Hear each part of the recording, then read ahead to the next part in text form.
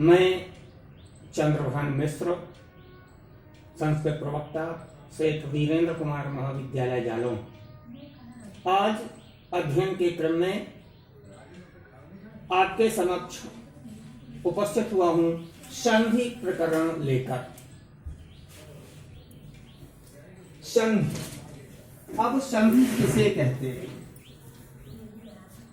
संधि का अर्थ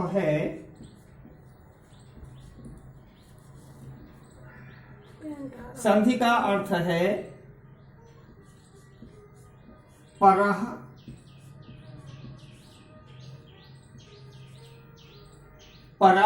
सन्निकर्षः,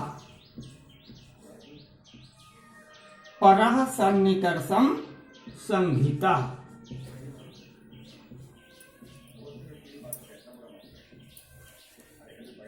अर्थात इसका अर्थ है कि वर्णों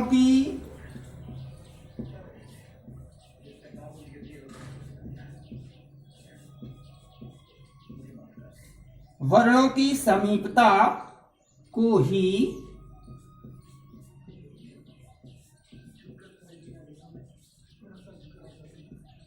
संधि कहते हैं।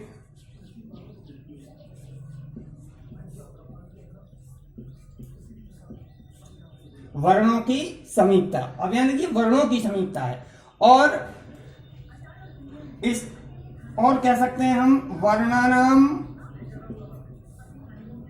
मेलनम संधि।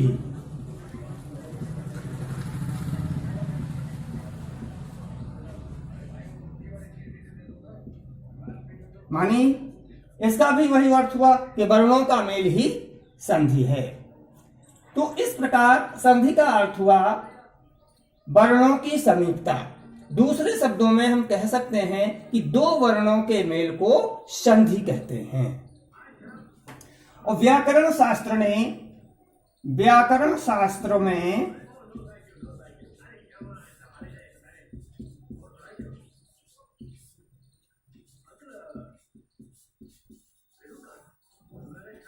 विद्वानों ने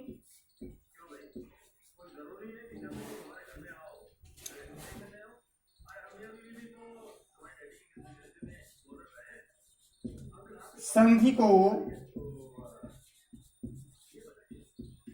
5 प्रकार में बांटा है।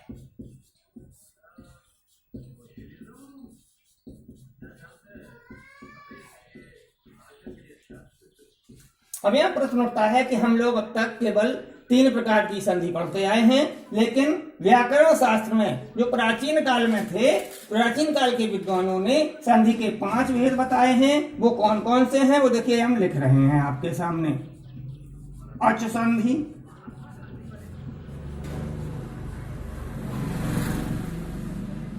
दूसरा है प्रकृति भाव संधि,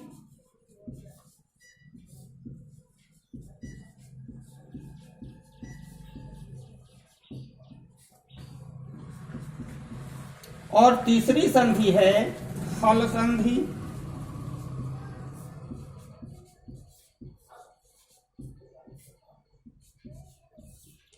चौथी है विसर्ग संधि,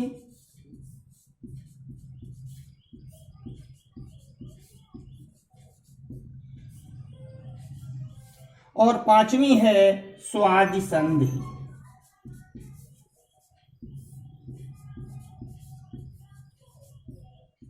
ये 5 भेद हैं संधि के।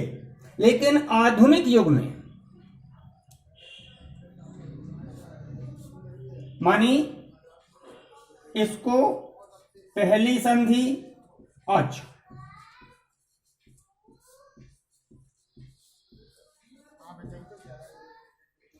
और दूसरी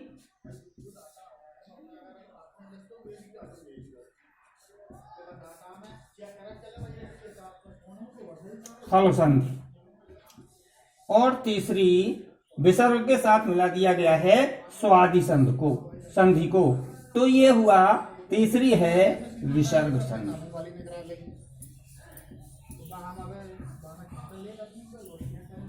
इस तरीके से मुख्य संधियां हुई 3, अच संधि, हल संधि और विसर्ग संधि।